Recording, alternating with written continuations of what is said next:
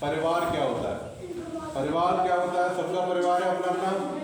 अच्छा, परिवार में आप क्या समझते हैं? परिवार में कौन कौन होते हैं ये बताओ। पहले आप बताइए परिवार में कौन कौन होते हैं। पूजा खड़े हो, बताओ परिवार में कौन कौन होते हैं? परिवार किससे कहते हैं? परिवार मम्मी पापा और बहन भाई और भैया भाभी। बैठो। तो ये होते हैं परिवार, ठीक है। इन सबको मिलके, संबंधों को मिलकर बनता है परिवार। तो परिवार एक इकाई है हमारे समाज की, जिसमें हम लोग मम्मी पापा सब मिलकर रहते हैं। लेकिन परिवार भी दो तरह के होते हैं, कैसा? एक संयुक्त परिवार और एक एकल परिवार। अब इसमें क्या अंतर है संयुक्त परिवार और एकल परिवार में? संयुक्त परिवार वो परिवार होता है जिसमें कौन कौन होते हैं? पहली बात, इसमें लोगों की संख्या सबसे ज्यादा होती है। संयुक्त परिवार मतलब जो सब लोग संयुक्त मिलकर रहते हैं। अब जैसे तुम्हारे 3 या 4 भाई हैं और सबकी शादी हो जाती है। अगर सब भाई जो है अलग अलग अपनी भाभीयों को लेके अलग अलग रह रहे हैं, तो परिवार के साथ नहीं रह रहे हैं, तो उसे संयुक्त नहीं माना जाएगा। संयुक्त परिवार में पहली बार कंडीशन ये होती है कि संयुक्त परिवार में लोगों की संख्या क्या होती है? ज्यादा होती है। क्या होती है? बोलोगे तुम लोग सब? लोगों की संख्या क्या होती है? लोगों की संख्या ज्यादा होती है। अब इसमें होता कौन कौन है? सबसे पहले संयुक्त परिवार वो परिवार होता है जहां लोगों की, जैसे दादा, कौन कौन होते हैं? दादा होते हैं, दादी होती हैं, ठीक है, माता होते हैं और पिता होते हैं और भाई होते हैं, बहन होती है, ठीक है, भाई बहन भाभी होती है। ये सब मिलकर जो है सब पूरा संयुक्त रहते हैं और ये संयुक्त परिवार बनाते हैं, ठीक है। जब एक साथ, और ये इनका और क्या होता है? तीसरी कंडीशन क्या होती है संयुक्त परिवार की? कि एक घर होता है। क्या होता है? एक घर होता है। एक घर में ये सब लोग रह रहे होते हैं, ठीक है। और संयुक्त परिवार की क्या कंडीशन होती है? लोगों की संख्या ज्यादा होती है, जिसमें दादा दादी माता पिता भाई बहन भाभी भैया सब एक साथ मिलकर रहते हैं, ठीक है। और तीसरी कंडीशन है एक घर होता है। और चौथी कंडीशन क्या होती है? संयुक्त परिवार में हम एक दूसरे की बात को मानते हैं। क्या करते हैं? हम एक दूसरे की बात को मानते हैं। जैसे हमारे कोई दादा ने कोई बात कही तो हमारे पापा मानेंगे, हमारे पापा ने कोई बात कही तो हम लोग मानेंगे, ठीक है, मम्मी मानेगी, हमारे भाई मानेंगे। तो एक दूसरे की बात को हम मानते हैं, उसे हम क्या कहते हैं? संयुक्त परिवार कहते हैं। और जो मिलवर्तन से आपस में रहते हैं। तो ऐसे परिवारों में जब कोई दिक्कत आती है किसी को, जैसे हम बीमार पड़े या हमारी मम्मी बीमार पड़ी या पापा बीमार पड़े, तो सब लोग इकट्ठा होके सब लोग उनकी देखभाल करते हैं कि नहीं? ऐसा अपने परिवारों में करते हैं?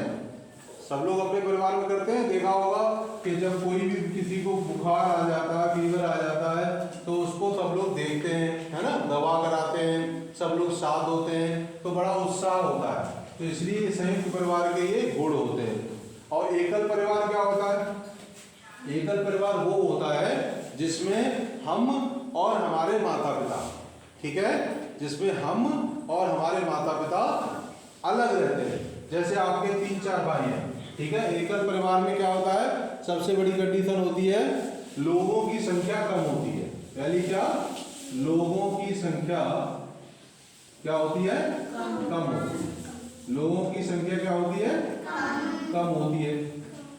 उसमें एकल परिवार में क्या करा होगा? जैसे आपके 3-4 भाई बहन हैं, ठीक है ना, और चारों भाइयों की शादी हो जाती है, तो चारों भाइयों की शादी में जो भाभी होगी और उनके बच्चे होंगे वो जाके कहीं अलग शिफ्ट हो जाते हैं, अलग रहने लगते हैं, ठीक है।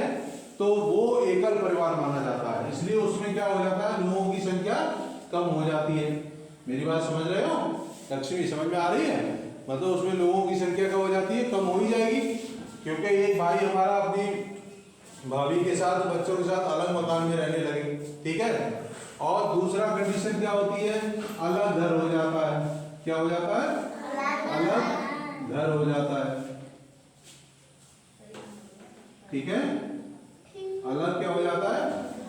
अलग घर हो जाता है। ठीक है, और इसमें कौन कौन होते हैं? एकल परिवार में कौन कौन होते हैं? केवल माता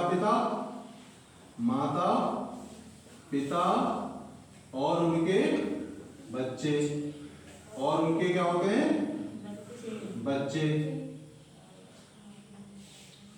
ठीक है, एकल परिवार में कौन कौन होते हैं? माता पिता और उनके बच्चे। अब आप यहाँ अंतर देखो।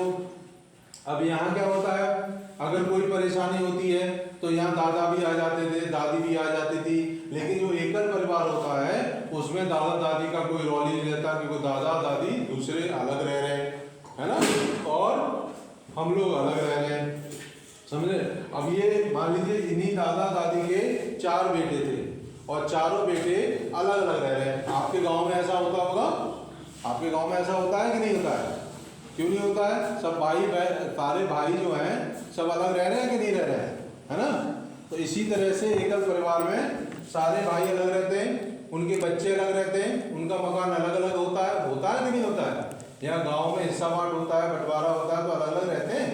तो उसमें समस्या क्या है कि जो माता पिता जब अलग रहते हैं तो जो अगर कोई प्रॉब्लम आती है या कोई बीमार पड़ता है या किसी को दुख होता है एकल परिवार में, तो दादा दादी तो पहुंचेंगे नहीं। मान लीजिए वो दूर जाके रह रहा है, यहाँ से कुछ लोग एटा में जाके रहने लगे, आगरा में रहने लगे, दिल्ली में रहने लगे, तो ये दादा दादी कैसे वहाँ पहुँच जाएंगे? अगर संयुक्त परिवार में रह रहे होते तो वो भी देख लेते, ठीक है ना। तो एकल परिवार में अगर कोई प्रॉब्लम होती है, कोई बीमार होता है, कोई दिक्कत होती है, तो केवल माता पिता ही उसकी रक्षा करते हैं, माता पिता ही देखते हैं, दादा दादी अन्य भाई बहन वहाँ पे नहीं पहुँचते हैं। ठीक है, एकल परिवार का मतलब यही होता है जहाँ केवल माता पिता हों और उनके बच्चे हों, समझ गए। और संयुक्त परिवार का मतलब होता है जहाँ पर दादा दादी माता पिता और भाई बहन और सभी हैं और एक ही घर में रहते हैं। और यहाँ पर घरों की संख्या क्या हो जाती है? अलग अलग हो जाती है। यहाँ पे घरों की संख्या क्या हो जाती है? अलग अलग हो जाती है। समझ गए? तो एकल परिवार और संयुक्त परिवार में दोनों में अंतर आप लोग समझ गए? ठीक है।